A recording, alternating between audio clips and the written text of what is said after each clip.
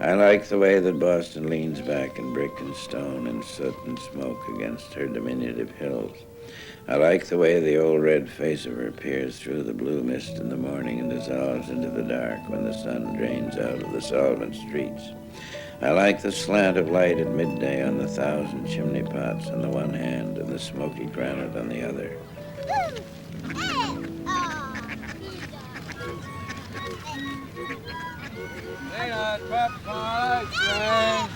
Come on, just one little peanut. I gotta get a kid in the pack one. You know that's not right. I can remember as a small child being shown Boston through the eyes of my grandfather, who was the first Irish Catholic mayor in the city at the close of the 19th century. Honey Fitz, to the citizens of Boston, used to go down to the Old North Church and stare at the marvelous steeple there. And he would read to me the Paul Revere poem. And we'd go into the church and he'd just sit down and stare quietly, interrupting his own solitude, as well as my solitude, with comments about the beauty and the genius of the architecture. I like the narrowness of streets that should be wide and the wideness of streets that might be narrow. I like the markets set off by Greek New England buildings and general bedlam and open carts so openly arrived at, blending the exuberance of fish with the indestructibility of garlic. Grandpa would be wondering why they didn't have fish chowder on the menu. This was the problem with the fishing industry in Boston, because we didn't have good fish chowder. Boston baked beans start out with beans. Here's this old book, Mrs. Lincoln's Boston Cooking School book, copyrighted in 1883, and you start out by soaking 1 quart of pea beans in cold water overnight, and in the morning you put them into fresh cold water and you simmer them until it's soft enough to pierce with a pin. I suppose a hat pin. Ladies and gentlemen, we're approaching Boston's Logan Airport. Please check to make sure that your seatbelts are fastened. I like to rediscover how endlessly fascinating it is to forsake the noise and trammel and fever of Boston for the lure of the deep canyons of New York and return home pleasantly shocked by the drowsiness of a wise and shabby old village I had forgotten. Boston North Station, hold Copy. Cohasset, North Scituate, Egypt, Scituate Harbor. Well, I'll take one, I guess. Oh, okay. Loading.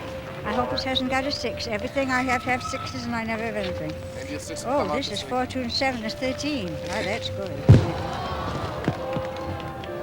My grandfather was appearing at a 4th of July rally, and when he got up to speak, he rolled up his sleeves of his shirt and rolled up his pant legs, and there you could see long red underwear. And he reminded his audience that the only way that the textile industry in Massachusetts was going to be successful was for everyone to wear long red underwear from Labor Day through the 4th of July, and he was playing his role.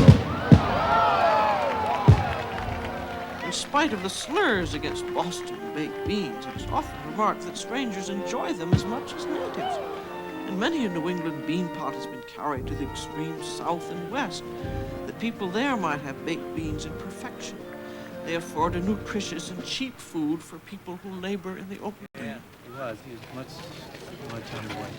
How much do you weigh? I weigh about the first time I ran it, I cried at the start. I was so psyched up because it meant so much to me. You think about your shoes, are the laces tied correctly, will my shoes hold up? Well, when you enter something like Boston, when there are 2,000 or so other people, it's between you and yourself, and that distance. Finishing isn't really the issue, although it's it's kind of a moral victory to run 26 miles. Give me a red numbered bike. Yeah, right. I'll take my red number and I'm going to run the hell out of that race. Actually, when you line up for the start, which is 11:45, there's a tremendous amount of tension. Sitting here right now, I'm feeling, oh my God, I'm going to, sprint to Framingham and drop dead. Everybody up here! Everybody up here! Head back! Coming down here! When you actually get away, all that tension is gone, and you're into your work, and it's either you do or you die.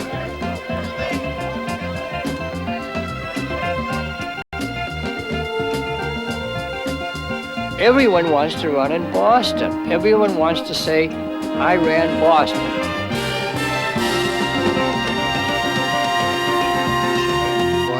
Boston's that for me. You can be eccentric if you want. Nobody cares.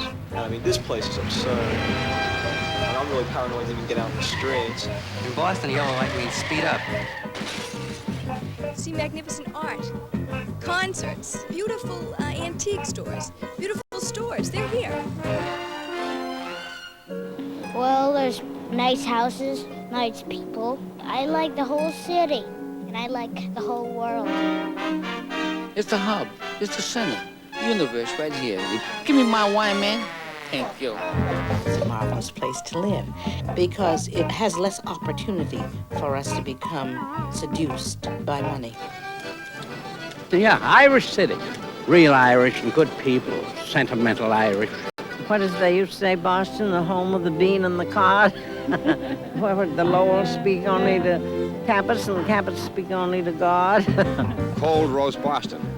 Puritanical. Boston Brahmins. The wasps. Stuffy people. There's a lot of snobs. The blue laws. Damn Boston. Band in Boston. And at the Peekaboo, we're featuring the Scarlet O'Hara, and here comes lovely Deirdre Rhodes, and away we go. There's absolutely too much happening that don't nothing be done about. I think Bostonians have a hard shell. Unfortunately, somewhat rude.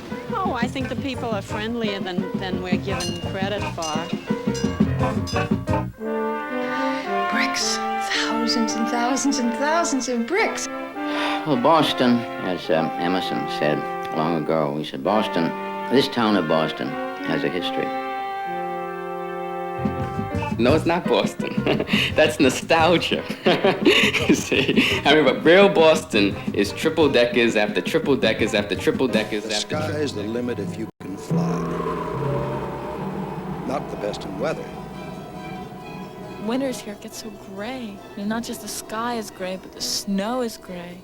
You know, everything is gray. That's mainly the Boston effect, I think, a cold, dreary sort of thing. But the snow has been on the ground 10 seconds before it's this ugly, dirty, black slush. You spend your time tromping through it and feeling wet and gooky and mucky. And it's slushy and you can't find a place to park your car. And you've been towed a few times or hit with a couple of snowballs. In March, when the flower show comes, everyone is so tired of snow and ice and cold.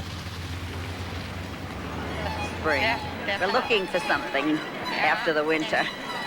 Something beautiful. Something colorful and pretty after the winter. If I lived in town and had to be in an apartment, I'd be here too. Oh yes, I've been coming ever since it was in Horticultural Hall. I look forward to it all winter. Really something, because you can't, people don't realize the nature, what nature is. It's just all Cutland. Spring is coming, right? The flower show always brings lots of people out. A taste of spring a little ahead of time. And the smell of spring when it comes is just as evident on Boylston Street as it is in the Merrimack Valley. Over in the public garden, the wind is warm. The great willows by the pond show yellow in the branch. Somewhere the swan boats themselves are in dry dock, preening their plumage in anticipation. The brightness of flowers behind a glass is echoed now with the yellow crocus and his purple brother, glad of the chance to be up and out. But it reminds us of the flowering of the magnolias, certain to follow. When they arrive in street and avenue, the city has nothing further to fear in the elements that the east wind or a warm rain cannot cure.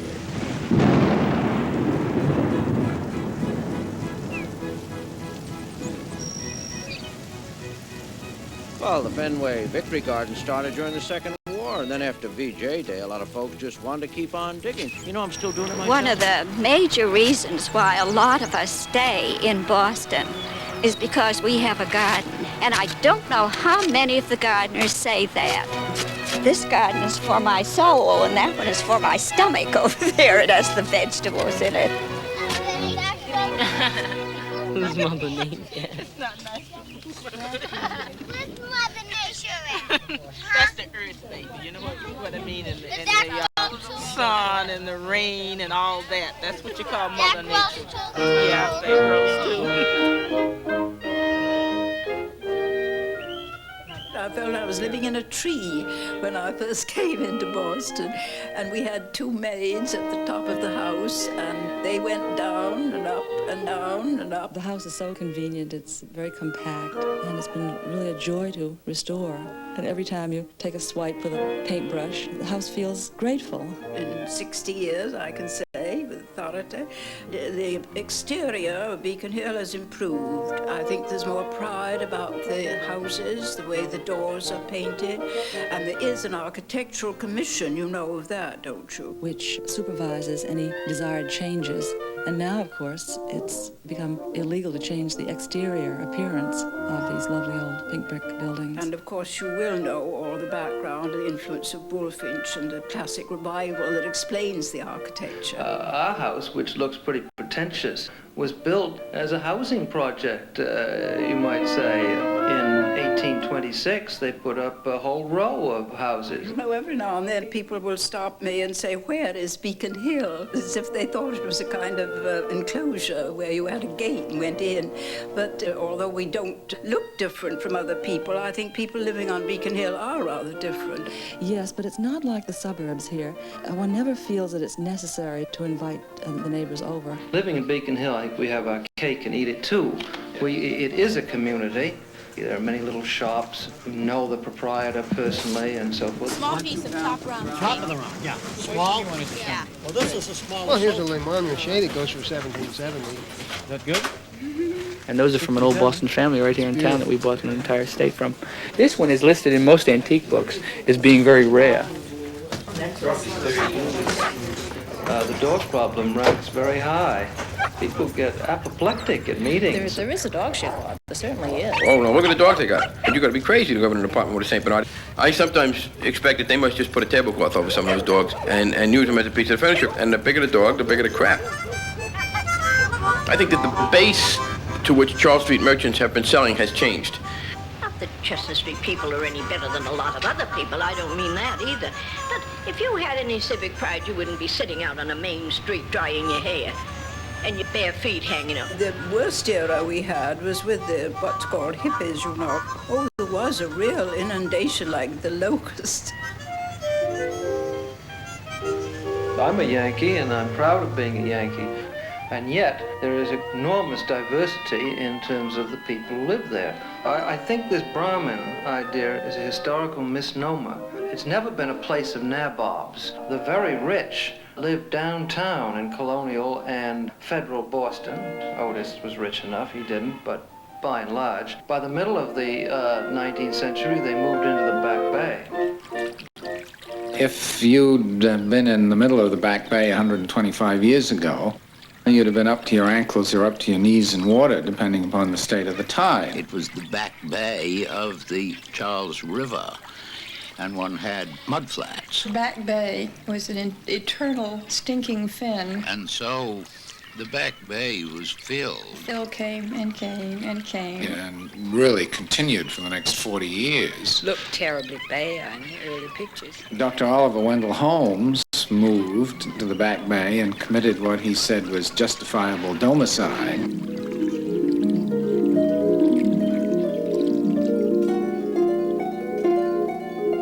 You see the domestic history of architecture by walking up Marlborough Street or Commonwealth Avenue because the houses were built as the land was filled in. You start off with the Empire style, and then you get to Richardson Romanesque, Queen Anne, Classical Revival, and Chateau-esque, all these styles within 10 blocks. And most of your houses are at a size that don't have to be torn down, that can be turned into, well, shall we say, nursery schools, or even modest condominiums. Bostonian never likes to be showy, and Mrs. Jack Gardner was severely criticized because one house wasn't big enough for her. She bought the house next door and made two out of them. And they said, well, that's New York. People were being bigoted because she was from New York. Now, unfortunately, some of the large buildings which were converted, these were cut up into sort of hen coop type things. You know, one room divided down the middle. And that's most unfortunate. time. There's no butler's pantry left anywhere in the Back Bay. They've all become kitchens as far as that goes. Popley Square, which was the center of the Back Bay, had Richardson's Trinity Church, which was Romanesque, the McKim Mead and White Classical Revival Public Library, and the Museum of Fine Arts, which was Ruskinian Gothic. So here was this sort of triad, this trilogy of appetites, the mind, the spirit, and the flesh, as it were. Newbury Street at one time was a real carriage trade sort of place. Delightful street with lovely little boutiques and jewelry stores and smart shops. This kind of conversation with the artist himself. They're as satisfying as a major canvas. Indeed they are. The perspective, the totality of the composition. Slava, we only could get one color. We got the dark brown. Is there an alternative? Yeah, let me show you. Similar to that? We got some soy flour, 72. Rye flour, $1. But also a sterling silver brooch, which is perfectly exquisite on sports clothes. Isn't that And lovely? they have done not only the spoons. You browse, or is this something you want to do on your own? That is a real emerald. That is a real emerald, yes. I, in one sense, find Boylston Street just an enormous, beautiful Fellini movie, and I love walking up and down Boylston Street. Funeral directors, insurance companies, art galleries, you name it. They've got good reasons why they should occupy a house on Commonwealth Avenue. But fortunately, people of real taste know that the Back Bay is one of our great heritages. You don't want your most attractive street to become a cafeteria for visiting firemen and students and really sort of a transient population. I think these must be some more of your paper bags. I don't think the students are undesirable. It's just that they're not a stable group. I mean, you can really tell at the end of the summer they're coming back. You can feel it. 5 flights. There are more U-Haul trucks in this city. You see these humongous, four-wheel trailers that dwarf the size of the car, and you see people with the weirdest stuff. And trying to get a mattress of 4 flights of steps, I mean, it's like an all-day event. Being in Back Bay is just really super for having a college atmosphere in a metropolitan area. All it is college students here, everybody has the same ideas. It can really be a mellow place. But there's so many colleges in Boston. There's so many young people, and there's so many ways that you can spend your free time. The classes definitely interfere with the social life and the cultural life. It's a good place because you're catered to. But at the same time, it's easy to lose your identity because there are just so many kids who are into the same things that I am. So it's really a terrible sort of process. It's a very competitive environment. MIT, PhD, MONEY. Okay, how you doing? Okay. Where you going? Just over the bridge. Well, as a senior, I get that feeling of how can I ever leave this place? I feel like it's like a stepping stone. This is not the place you come to make it. This is the place to come, to learn and get your stuff together. If people come to sort of experience it. I don't know, either stay and hang around or else fly away to bigger things.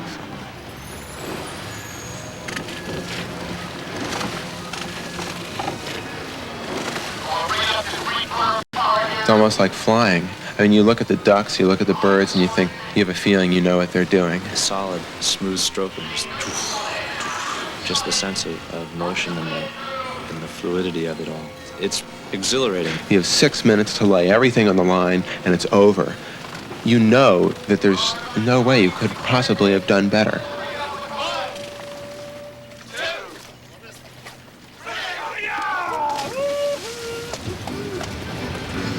Phoenix, real paper, east, west, girl. You walk around wearing things in Harvard Square that the rest of the country would lynch you for. I mean, it's a completely artificial environment, but it's really wonderful. If you just want to hang out and watch the zoo, it's a good place Do you to have be. a dime? Spare change? No place competes with Harvard Square, for business. Even during the riots, business is always booming there. The best thing about Harvard Square in terms of Harvard is that once you enter Harvard Yard, you can leave it behind you and forget it exists. Well, I only discovered the nightlife in Cambridge when I dropped out of Harvard. Have a nice one for the James Montgomery Band.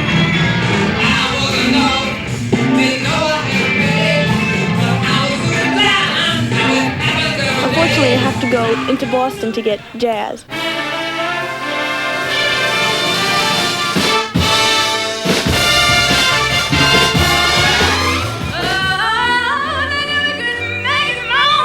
Make it sing, this know, there seems to be a readiness to listen to music that actually has words that you can hear, and you don't have to boogie every second.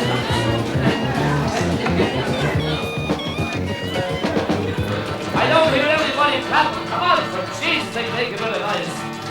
Said I you to the soldier lad, will you take me to your captain?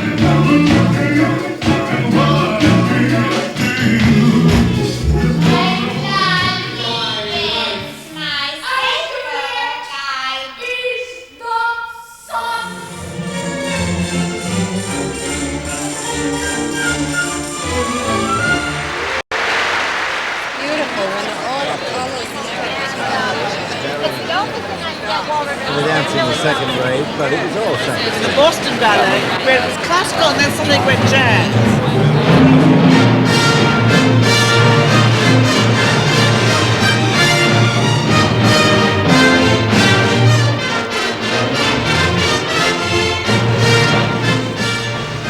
What really amazed me about coming here as a freshman was I walked into a bookstore and I was shocked to hear that the stuff coming over the radio was not music, but it was classical music.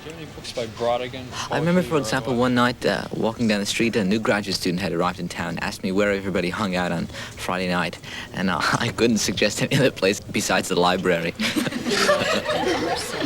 There's always been a great interest in books in Boston, and the establishment of a fine library, I think, has been the object of any person that considered himself a person of culture and to any degree of urbanity. The North End Branch Library is one of the most used and least circulating libraries in the city of Boston. Tons of people, but not many books. Senior citizens that sit around and use the library. It reminds them, I'm sure it reminds them of courtyards in Italy. I mean, there's no secrets down here, really. You can walk the whole North End, the whole outer perimeter in half an hour. I know almost everybody in this area. I know a lot of them by sight, don't know their name, but this is like one happy family. I use the word family because you'd have to be born down here. You just couldn't move into the area and get the same qualities that I get. You can't. You walk down Hanover Street, walk down any place, you think it was a holiday, you figure, does anybody work? The boys around here, like they feel like they have to protect the girls around. They respect you, like, no way, because you live here. Yeah, I'll walk down here any time of the day, any time of the night. I walk down here, I feel safe. You may not know each other's name, but you know that the face comes from the North End. I think what a tourist does, as soon as they hit the other side of the expressway, they come right into the North End, they see something different that they did not anticipate. They do find a little bit of Europe when they come in here. Listen, my children, and you shall hear of the midnight ride of Paul Revere. When I was a child, we used to give the old history of Paul Revere, and this is what was our means of earning some money. They ask you for the old North Church, and you say, follow the line. They end up on the other side of the street following a chalk line the little kid made. This is stupid. We live just as good here, and we maybe eat better than the people that live out of town. Sure enough, the people out of town still come here to buy their food, don't they? Master, in the store Italian, you want to use master? As far as the home for the old age, it's beautiful. I'd let them throw my building down to build one. I'm willing to do that instead of building bars, hotels, and all this waterfront crap. More outsiders are coming in, and North End families are breaking up and going out. Money, rents. And we're all like, like I said, working stiff. The only thing we want is a good life. And that's how we feel. Like, I own my house. If I have an apartment empty, it's my mother-in-law or my aunt. I'm not interested in how much I make. I'm interested in who live in there. I wouldn't leave the North End for all the money in the world. I've lived here 40 years. I wouldn't move out of the North End until the day I die. I even want to be buried right here up in Corpse Hill. The only grass you see here is in the cemetery. You don't see grass on the street here. You'll find grass on the common, but you won't find it here.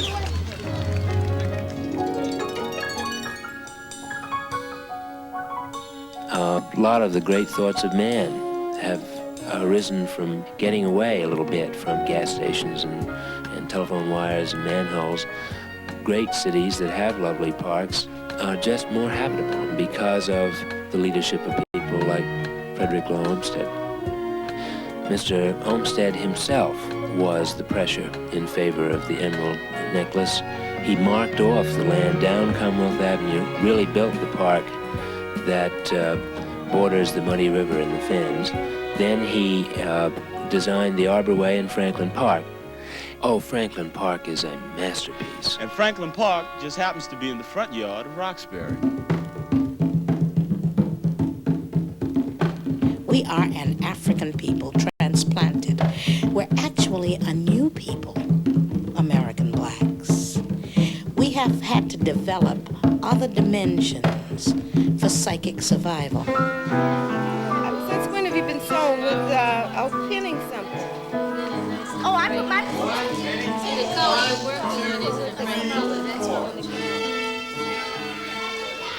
Why are people amazed that black people need their arts and culture when everyone else has needed his? Ever since the 18th century, when Beacon Hill was called Nigger Hill, we have been pushed as a race of people further and further south. People are very concerned about that because you lose a lot when you don't have a center. I mean, that the center should be Roxbury, it seems now. I mean, that makes a lot of sense. You go through Upper Roxbury, you have whole streets. The affluent black community never left, never moved to the suburbs. We're not moving any further south. We're coming back. We're going to stay in one place, and we're going to make, a viable community for black people to live in. So why can't we have a black Beacon Hill where old buildings are saved and all that? Housing. My heat is not on. The landlord is doing this. He's trying to evict me. There's rats in the basement. On and on and on. Bromley Heath works. Bromley Heath works because last year the Boston Housing Authority and HUD turned it over to tenants. A lot of things. And you can compare that to Columbia Point, where I used to do emergency housing and people get burned out. And we say, well, we've got some space where you can forget it.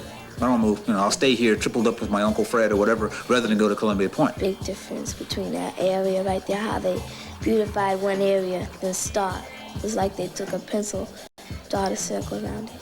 Closed up buildings, burnt up stores, and trash in the streets. I don't know if you remember the garbage being dumped on City Hall. We know the city has been taking care of business like it's supposed to. If someone don't wipe you, that doesn't mean you're supposed to sit in it. We, as a community, have to face up to the problem of crime in our community. Folks aren't coming over from South Boston breaking in my porch or somebody at a neighbor's porch. It's what we are doing to each other. And the reason for it is because we're no man's land. It's like in the Wild Wild West. You didn't have to worry about a sheriff because there was no sheriff. You understand? There was no law and order. Tick-tock, tick-tock, time is up, time is up. It's adults. The bus is not the issue. The kids are not even the issue. Your adult prejudices are the issue. All of them are being cheated as far as their schools are concerned, the white and the black. The dropout rate here in Boston is terrible. And say, where are all the kids? They're wall-to-wall in juvenile court. That's where they are. See? And no one is doing anything. You have a rotten court system that grinds our kids up and spits them out. I can't say, well, let's play basketball. Hey, man, I got a court appearance tomorrow morning. I'm going to do 3 to 5 for robbery later for your basketball game. They're good. They sound good. But that isn't the answer. That's just the outcry of the inside hurt that you have. But what are you going to do about it? Who's going to help to make it so I won't have to be downtrodden and moaning and groaning about my troubles, you Boston's see? bad. But Boston, the so-called cradle of liberty, has something prophetic and symbolic about it. In the black community is a point of social action. It's a point of organizing. It's a point of being a positive force. It's not just like going on Sunday. The black community of the city of Boston is more divided than it ever has been in its history.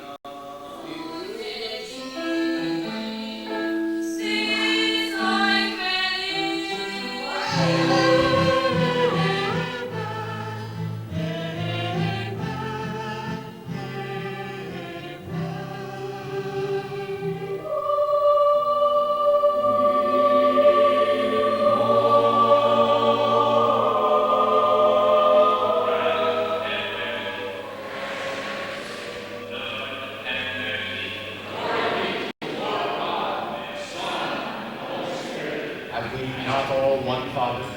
Hath not one God created us? Our Father, Which art in heaven. Our Father, Mother, God, all harmonious.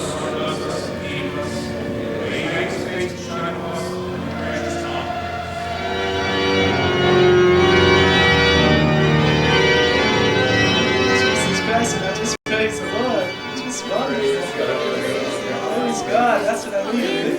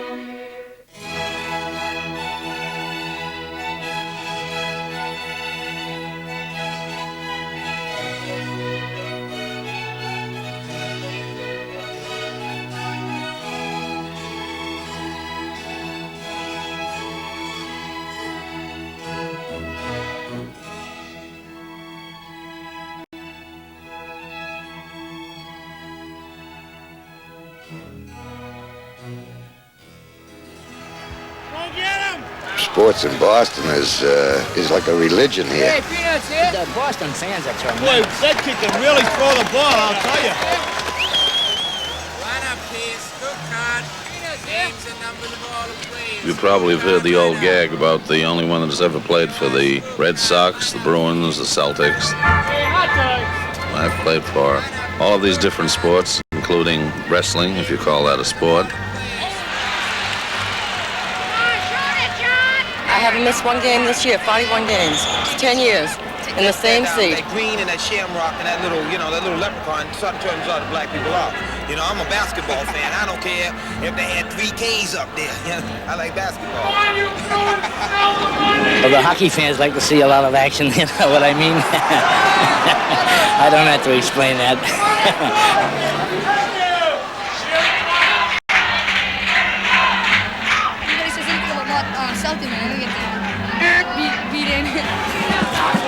Oh, yeah, the guys from South are tough. You know, you used to growing up on a corner, like, you know, over in South. I grew up on a corner. I mean, it's tradition. You hear the song, South is my hometown. Now, some people don't like that. I find it very, very disgusting. Nobody says milty. Nobody says newty. In the first place, many of us never were born on A Street and weren't dragged up anywhere. If somebody was born and brought up in South Boston, when you asked him where he come from, he'd say South Boston, not Boston. Well, we always say it's God's country ourselves, you know. You don't find no Protestants, you don't find no Jewish people. You find some Polish people, some Lithuanian people, but that's it, the Irish Catholics. They run the place. I used to say if you lived in the next parish, it was like living in the next county. I can remember growing up, they say, if you don't behave yourself, I'll take you up to church. I don't think that's true now as it was then. I used to go to church every Sunday. I used to be an altar boy. No, very rarely you'll see the kids in church. They maybe will tell their mothers they're going to church and they'll hang outside or in the hall or something. When there's a real problem in South Boston, they come out of the woodwork. But to get them started, it's got to be on their doorstep first. All kinds of small industry have encroached in some of our streets. Because in Southie, when the people moved out and they tear the house down, nobody ever rebuilt them. The land is nothing but vacant lots. What they ought to do is tear down all the projects and build one-family houses. And you've got the beach, you've got your L Street, you've got your yacht clubs up here, you've got Castle Island. L Street brownies swim all year round, regardless of the weather. And in effect, it's bringing Finland to South Boston. For years, you had to buy a so-called fig leaf, which used to cost a nickel. Now they're up to 15 cents, which shows the dire effects of inflation. Inflated dollar. That whole area was developed by James M. Curley when he was the mayor of the city of Boston. We have more politicians per square inch who do less for us than is done for any other area of the city. We need a person with the experience and the zeal and the enthusiasm to stick to it. No, politics is just a way of life in South Especially at a Boston. time when we are so embattled as we People, really are. they should have a right to send their kid to the neighborhood school, the same as a person of those other communities in Wellesley or Milton or Weston or Dover. When all of the social scientists leave the educators of Boston alone, then we're going to bring quality education to the children in the Boston public school system. And it's one of the reasons that I have certainly always opposed forcible busing, that I believed in that neighborhood school. That's the key word to South Boston, I think, is pride. I love it in here. Can't think of any better place to live. I don't think I'm gonna die here. Anytime I'm in this area, I'll always drop in. You'll find a typical South Bostonian atmosphere. You'll find nuns, priests along Showman here. You'll find a politician here.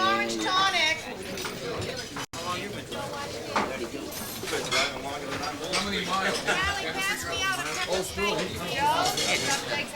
said it doesn't make any difference if it's at a monkey running. You vote Democratic.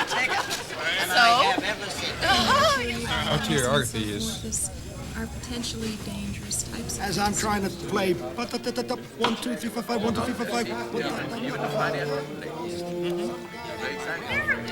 Clapping on the bass drum. Boom, boom, boom. Oh, come on. Circumstances, I think I would have asked my trustee for a distribution of principles. I'll take the Vichyssoise and the quiche Lorraine. You have a lot of emphasis placed on biota. Well, that's why you usually have different sections. One is your biological impact assessment, totally biased on So the be biological. prepared, girls, to battle on this one. We're not going to have the whole edge of the sidewalk on Commonwealth Avenue patched with that black stuff. But the two ladies on the train from Marblehead, she said, what do you come to town just on Friday for? And she said, oh, I go in to get But could you tell me, where could I get scrod? Where I can get scrod in Boston. Rod. Oh, dear, it's just a nice story. And she said, oh, so do I, but I didn't know it had a past tense.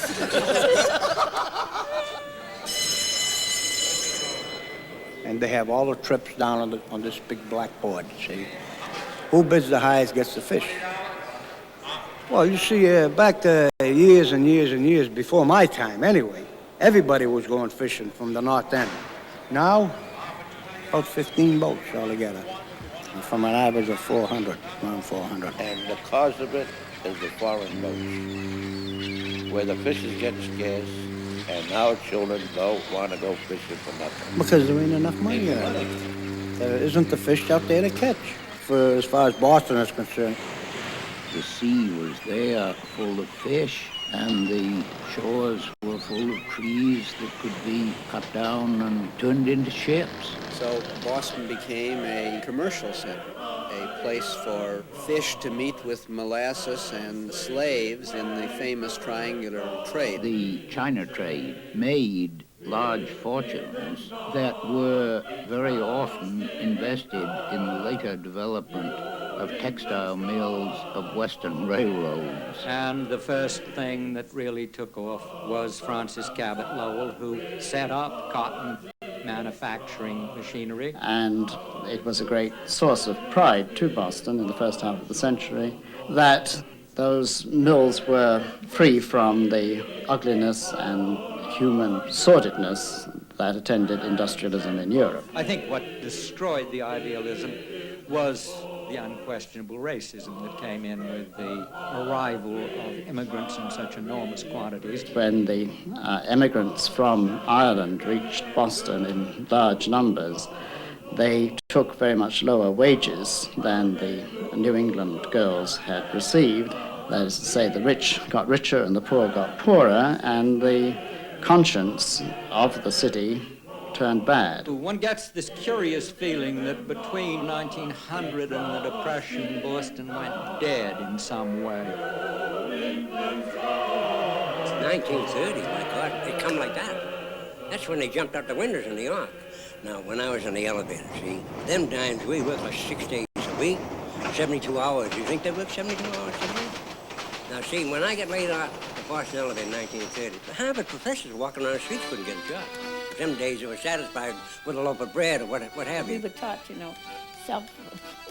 this independent, self-respected Negroes didn't want anything for nothing.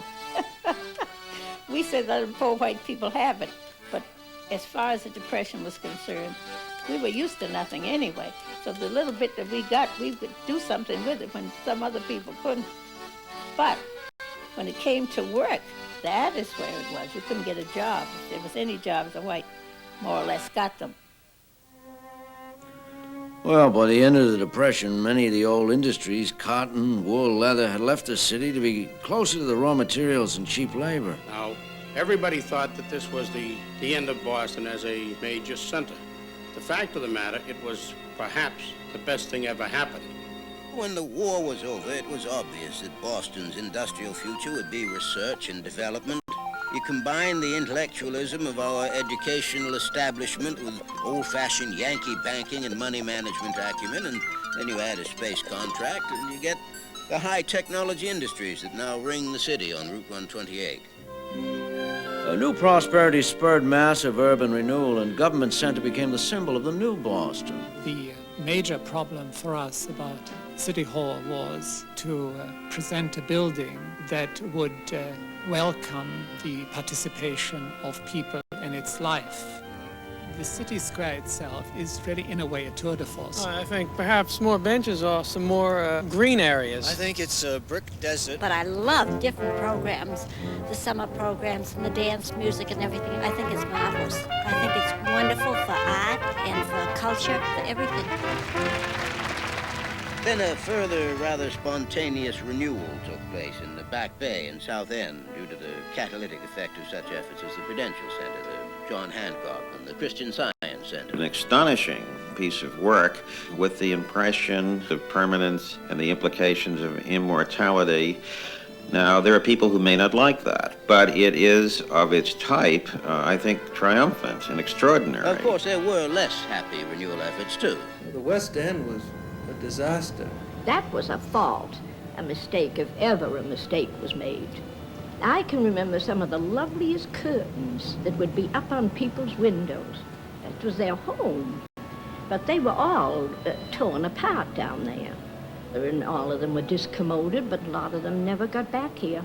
Then they put up these expensive high-rise apartments, and who can afford them? And people should relax about it. It's impossible to do a West End now, and you can sort of come bouncing along and grab off one neighborhood and destroy it before the people know how to react.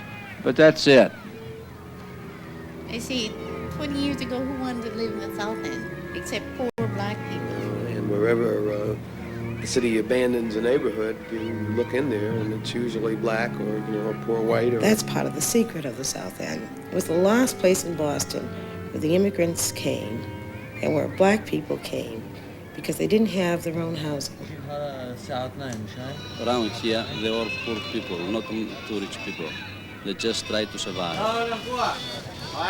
We have a lot of different nationality here in this area. Well, few people live in Union Park Street. Those the people, they come from different places outside, like bangers and different things. They got big jobs. They have become the new citizens of the South End. And now, all of a sudden, it's, the new Georgetown of Boston. We were looking for a place in the city that we could afford to buy a house, an old house to fix up. And I went on a house tour there. And when we were in school, you just didn't go to the South End. I mean, I didn't even know where it was. And I just went out of my mind. The houses lend themselves to a real variety of treatments, primarily because of the space involved. And you will very seldom find a South End house that's been decorated by Paynes or Jordans. I mean, you'd be much happier in Natick or something. They're very comfortable that way. They're, in that respect, I suppose, a great deal like the houses in Beacon Hill and the Back Bay. It can't become another Back Bay of Beacon Hill. First place, the minority groups are too vocal and wouldn't let it happen.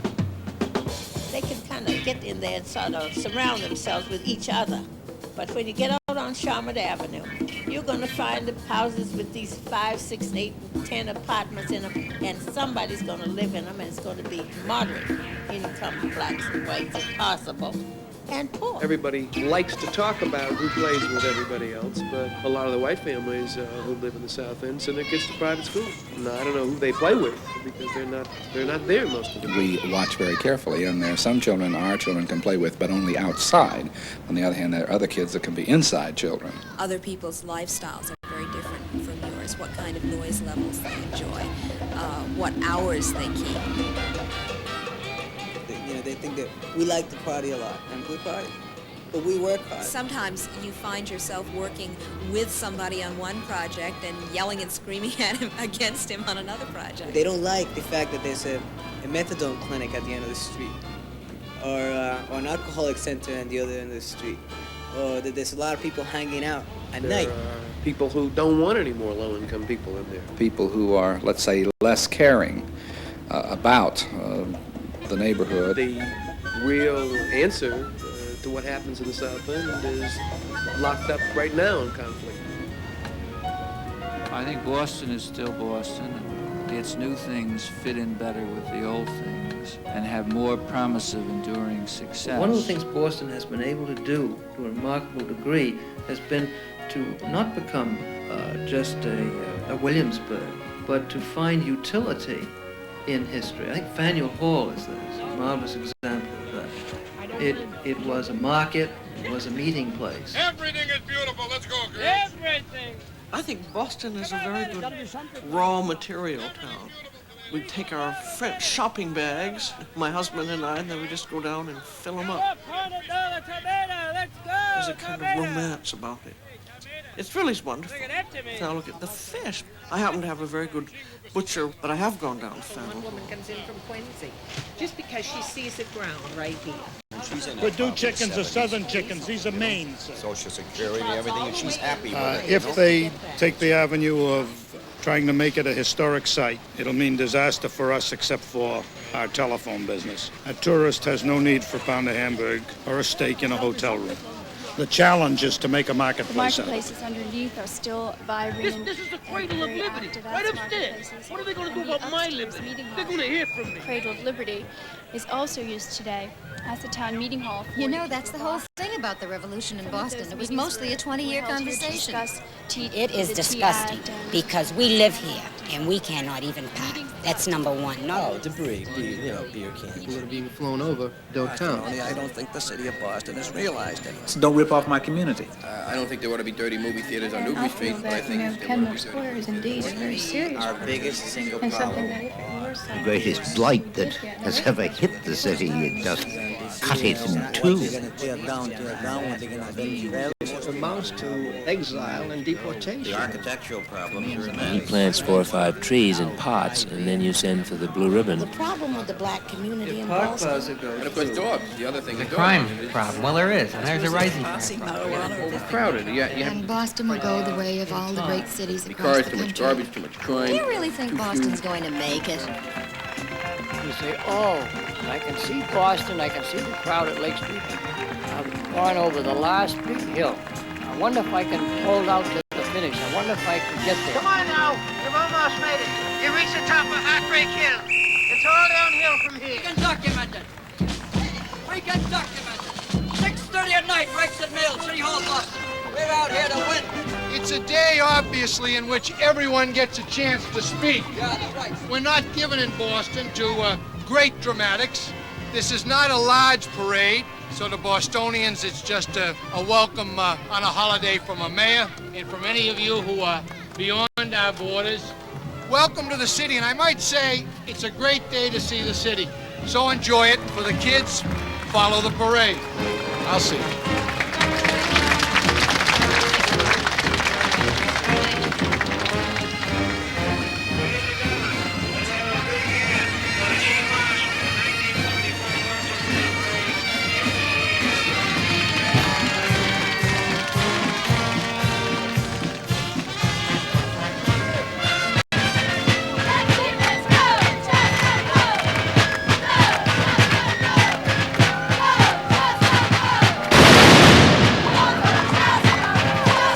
It seems like inanimate objects here even have their personality.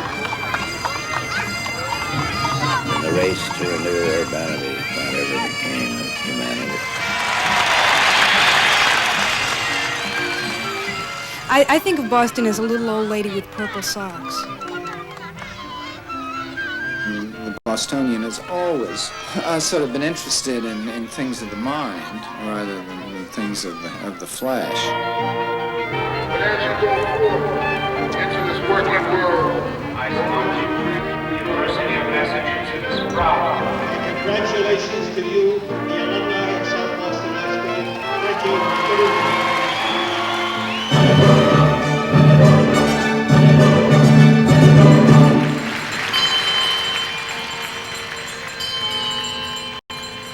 Captain Coyle told me that if he had to ship any city to Venus, it would be Boston. They're urbanivores. They eat cities. He thinks that Boston would be like dessert. New York City he'd feed to the dogs. But Boston would be a real delicacy.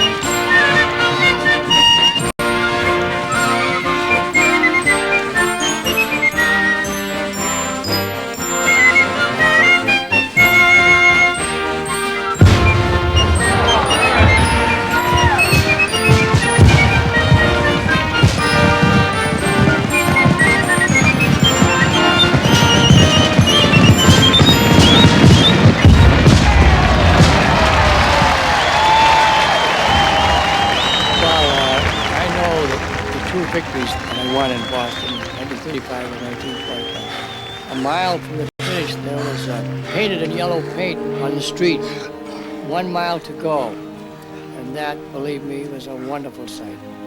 And when you know you have it won, you know you can keep the other mile up, and it's all over, the chills go up and down your spine, and the tears are in your eyes. You know you've got the Boston victory, the one you wanted most of all.